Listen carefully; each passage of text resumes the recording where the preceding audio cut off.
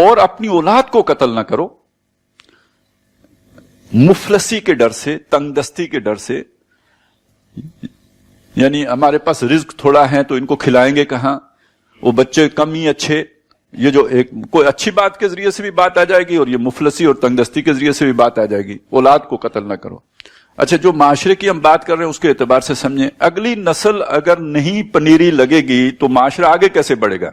جو اس وقت موجود لوگ ہیں یہ تو ٹھیک ہے بھائی 60 سال 70 سال پورے کر کے دنیا سے اٹھ جائیں گے، لیکن اگلی اگر نرسری نہیں لگائی ہے تو آگے یہ نظام کیسے چلے گا؟ تو یہ تو بڑی بنیادی بات ہے معاشرے کو برقرار رکھنے کے لیے کہ نسل انسانی جو ہے وہ بڑھتی رہے. اچھا، اللہ تعالیٰ نے نظام بھی ایسا بنایا کہ برابر نہیں رہتی، بڑھتی ہے. یہ 2 افراد سے شروع ہوئی تھی، آدم اور حوا سے، آج 7 ارب ہے. تو اگر یہ بیلنس رہتا کہ جتنے مریں گے اتنے پیدا ہوں گے تو پھر آگے تو نہ بڑھتا. تو یہ بھی ایک ارتقاء ہے جو ہو رہا ہے. نسل کم نہیں ہو رہی، نسل بڑھ رہی ہے. لیکن آپ اگر قدغن لگا دیں گے، کسی بھی وجہ سے لگائیں، تو اس کا نتیجہ یہ نکلے گا کہ نسل جو ہے وہ گھٹنا شروع ہو جائے گی. تو جب نسل گھٹنا شروع ہو جائے گی تو اس کا مطلب معاشرہ تباہی کے راستے پر گامزن ہو گیا ہے. معاشرے کا رخ اب جو ہے وہ الٹا ہو گیا، خسارے کی طرف ہو گیا ہے. لہذا نسل پروان چڑھانے کی بات ہے، اور وہ اسی طرح ہو سکتا ہے کہ آپ اپنی اولاد کے راستے کی رکاوٹ نہ بنے. یہ جملہ ذرا اس کو میں مزید کھولوں گا نہیں، بس آپ اس کو غور فرما لیجئے خود جو بات میں کہہ رہا ہوں. اور اس کا تعلق اس بات سے ہے کہ پہلے انسانوں کے لیے یہ ممکن نہیں تھا کہ وہ اولاد کو قتل کرنے کے علاوہ بھی کسی طریقے سے ان کا دنیا میں آنے کا راستہ روک دیں. ایک ہی راستہ تھا ان کے پاس. یہ دوسرا جو راستہ تھا وہ بہت مشکل تھا. وہ جو عزل کرتے تھے، وہ یعنی آپ این آخری مرحلے پہ بیوی سے جدا ہو جائیں یا لونڈی سے جدا ہو جائیں، تو اب یہ تو کار دارد ہے. وہ تو کسی عالم دین نے لکھا تھا جو یہ کر سکتا ہے بے شک کر لے. تو وہ تو ایک علیحدہ مسئلہ ہے. لیکن اب تو معاملہ یہ ہو گیا ہے ٹیکنالوجی کی ترقی سے کہ بہت آسان ہو گیا کام. اور پھر یہ کہ اس طرح کے فتوے بھی موجود ہیں کہ چلیں جی پہلے 4 مہینے کے اندر اگر ابارشن ہو گئی ہے تو اس کی بھی گنجائش لوگوں نے دے دی ہے. تو اب اس طرح کی چیزیں آ گئی ہیں کہ جس کے نتیجے میں اول تو آپ استقرار حمل کا راستہ ہی روک دیتے ہیں، اور نمبر 2 یہ کہ اگر حمل قرار پا بھی جائے تو ایک خاص مدت کے اندر اگر لوگ اس کے اوپر اس کی ابارشن کرا دیں تو وہ بھی ایک ہے. تو اصل میں یہ بھی سارے معاشرے کو تباہ کرنے کے طریقے. وہاں جب قرآن نازل ہو رہا تھا تو ایک ہی صورت تھی کہ بچہ پیدا ہوا اور اس کے بعد اسے قتل کرے. اچھا، یہ قتل کرنے کی بھی صرف ایک صورت نہیں تھی، یعنی قتل اور بھی وجوہات سے ہوتے تھے. ایک یہ کہ کسی جو ہے نا دیوی یا دیوتا یا کسی بت کے بلی چڑھانا، یعنی اس کی وہ نیاز دینا، اس کے آگے جا کے قربان کرنا. بڑی قربانی ہے نا، جیسے کوئی بچڑا ذبح کریں یا کوئی جو ہے وہ بیل جا کے ذبح کریں، اس کی بجائے اپنا بچہ جا کے ذبح کریں. تو ایک کام تو یہ بھی کرتے تھے. اچھا، ایک غیرت کے نام پہ بھی قتل کرتے تھے، وہ بڑی معروف بات ہے، وہ بچیاں قتل کرتے تھے.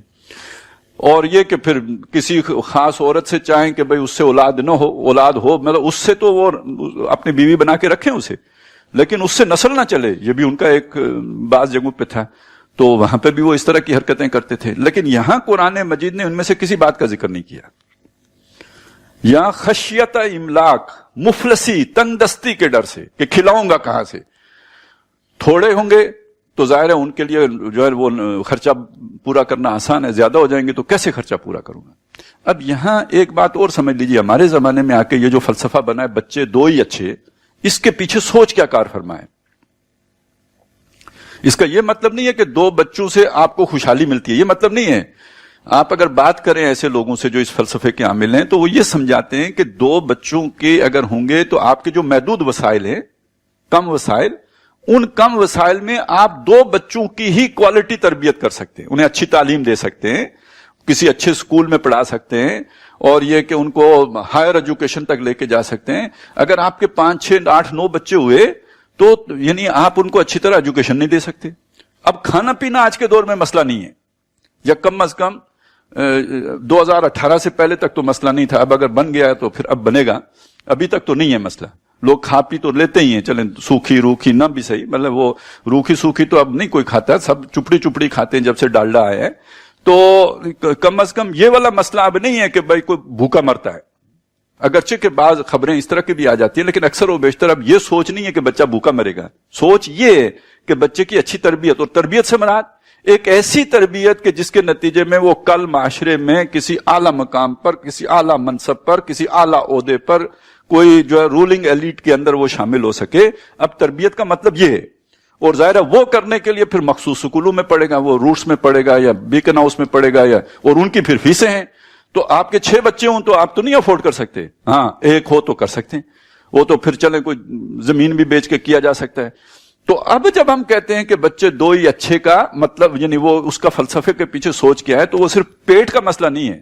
مطلب یہ ہے کہ آپ اپنے بچے سے جو ہے اگر آپ چاہتے ہیں کہ وہ کسی مقام تک پہنچے تو بجائے 6 ایسے بچے پیدا کرنے کے جنہوں نے کل مزدوری پیدا کرنی ہے, ایک ایسا بچہ پیدا کر لیں جس نے کل CSS کرنا ہے, یا جس نے کل جو ہے وہ کوئی اعلیٰ عہدے پہ جانا ہے, یا کوئی ہائر پوزیشن جو ہے وہ گین کرنی ہے.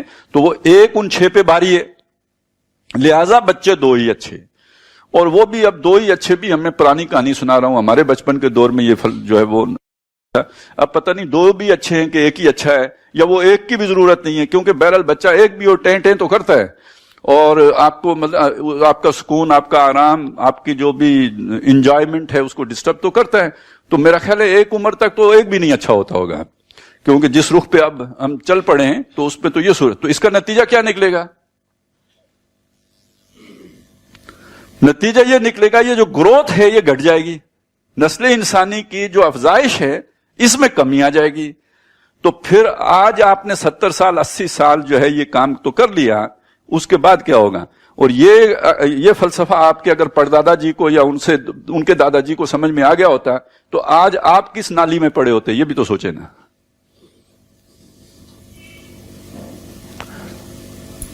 دوسری بات یہ ہے اس ضمن میں کہ یہ کسی کو کیا معلوم کہ بچہ کون سا اچھا. کسی کے 9 بچے ہیں, 10 بچے ہیں, 15 بچے ہیں, 18 بچے ہیں, ماشاءاللہ یہاں پہ اس زمانے میں بھی ایسے ایک بیوی سے 17 بھی ہیں. اب یہ کہاں سے پتا چلے گا یار وہ سب سے آگے نکلنے والا بچہ کون سا ہوگا؟ وہ پہلے نمبر والا ہے یا 18ویں نمبر والا ہے؟ یہ تو نہیں پتا. تو لہذا آج بھی انسان یہ سارے اصل میں مغالطہ آمیز خیالات ہوتے ہیں. ایک شیطان کا ایک طریقہ واردات ہے کہ خوبصورت بات کر کے دھوکہ دینا. بظاہر بات بڑی مزین ہوتی ہے, بڑی پرکشش ہوتی ہے, بہت اٹریکٹیو ہوتی ہے, لیکن اس کے اندر تباہی ہوتی ہے. آدم علیہ السلام کو بھی آ کے اس نے بڑی اٹریکشن دکھائی تھی کہ آپ فرشتہ بن جاؤ گے, یہ دانا کھاؤ گے آپ فرشتہ بن جاؤ گے, اور آپ کو وہ بادشاہی مل جائے گی جو کبھی زوال پذیر نہیں ہوگی. یہ تو نہیں کہا تھا یہ کھاؤ گے تو آپ کو جنت سے زمین پہ پٹکا جائے گا, یہ کہاں کہا تھا, یہ کبھی نہیں کہے گا شیطان. یہ کہے گا اس سے اوپر جاؤ گے. تو انہوں نے دانا کھا لیا, پھر جو ہوا فَضَلَّهُمَا بِغُرُورٍ, اس نے انہیں جھوٹے دلائل دے کے تو وہ قابو کر لیا. اور یہی پھر وہ آ کے سکھاتا ہے انسانوں کو. وَكَذَلِكَ جَعَلْنَا لِكُلِّ نَبِيٍّ عَدُوًّا شَيَاطِينَ الْجِنِّ وَالْإِنسِ يُوحِي بَعْضُهُمْ إِلَىٰ بَعْضٍ زُخْرُفَ الْقَوْلِ غُرُورًا, کہ وہ شیاطین جن اور شیاطین انس جو ہے وہ اللہ والوں کے, نبیوں کے, ولیوں کے اللہ دشمن بنا دیتا ہے. وہ جو دشمن ہوتے ہیں یعنی جن شیاطین اور انسان شیاطین دونوں دشمن ہیں. یوحی بعضهم الی بعض, وہ ایک دوسرے کی طرف کمیونیکیٹ کرتے ہیں. اور مطلب یہ ہے کہ شیاطین جن انسانوں کے کانوں میں ڈالتے ہیں باتیں, انہیں تقریریں سکھاتے ہیں. ان کے خیال میں جو ہے مضامین غیب سے آتے ہیں غیب سے یا مضامین خیال میں. تو وہ آ کے ان کو پھر سکھاتے ہیں باتیں. کون سی باتیں؟ زخرف القول, قول بات, زخرف سونا یعنی ملمہ کی ہوئی باتیں, سنہری باتیں, دلکش باتیں, اٹریکٹیو باتیں. یعنی دیکھنے میں سلوگن بہت اچھا ہوگا لیکن حقیقت کیا ہوگی؟ غرورن, دھوکہ, فراڈ. یعنی دیکھنے میں کچھ حقیقت میں کچھ. تو یہ بچے 2 ہی اچھے, یہ وہی بات ہے. دیکھنے میں سلوگن بڑا پرکشش اور حقیقت میں تباہی, بربادی, معاشرے کی تباہی. تو اگر آپ معاشرے کا استحکام چاہتے ہیں تو اللہ کے نبی صلی اللہ علیہ وسلم کی بات کو ذہن میں رکھیں. بہترین عورتیں کون ہیں؟ جو زیادہ اولاد والی ہیں. میں آخرت میں لوگوں پر فخر کس بات پر کروں گا؟ اپنی امت کی کثرت پر. تو یہ تو اللہ کی رحمتیں اور نعمتیں ہیں جو اللہ نے اولاد کی شکل میں انسان کو دی ہوئی ہوتی ہیں. تو اب اس کے راستے میں رکاوٹ بن جانا. وَمَن يُبَدِّلْ نِعْمَتَ اللَّهِ مِن بَعْدِ مَا جَاءَتْهُ, جس نے اللہ کی نعمت کو بدل دیا بعد اس کے کہ وہ اس کو ملی ہو, یا اس کا کفران نعمت کیا ہو, تو پھر یہ ہیں کہ جن کو پھر اللہ تعالیٰ سخت تباہی سے دوچار کرتا ہے. تو وہ تباہی ادھر بھی آ جاتی ہے نا, آخرت میں تو جو ہونا ہے سو ہونا ہے, ادھر دنیا میں بھی آ جاتی ہے. تو اس میں اور بھی کہیں 2 بچے رکھے اور ایک ایسی ایج میں پہنچ گئے کہ اب آپ مزید بچے پیدا نہیں کر سکتے، تو اور پتہ چلا کہ ان میں سے 2 بچوں میں سے ایک کا گردے ختم ہو گئے، اب کیا کریں گے؟ اللہ نہ کرے کسی کو کینسر ہو گیا، اللہ نہ کرے کسی حادثے کا سے 2-4 ہو گیا، نسل ختم. اب تو آپ اس ایج میں پہنچ گئے، آگے کچھ بھی نہیں.